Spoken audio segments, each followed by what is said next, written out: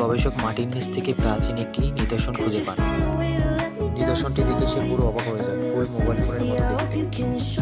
ফোনের দিকটি লক্ষ্য করতে একটি কানের শব্দ করতেছিল। হঠাৎ পিছে একটি বড় পিরামিড আস্তে আস্তে করে উপর দিকে উঠতে থাকে এবং এমন করেই আস্তে আস্তে পিরামিডটি ফুলে উঠেছে এবং গবেষকটি পিরামিড দিকে তাকিয়ে থাকে।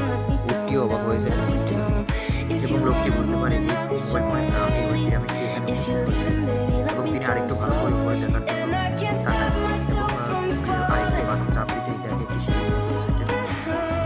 তখন এবং আস্তে আস্তে করে সে ভিতরে ঢুকে যায়।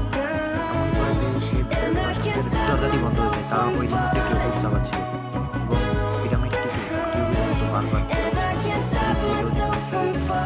এরকম করে বারবার ঘুরতে ঘুরতে দিক পরিবর্তন হয়েছে এবং দিক পরিবর্তন করতে সেই মুহূর্তটিকে উট গিলে খেয়ে নেয়। এমনইভাবে উট গিলে খেয়ে ফেলার কারণে পিরামিডটি ওখানেই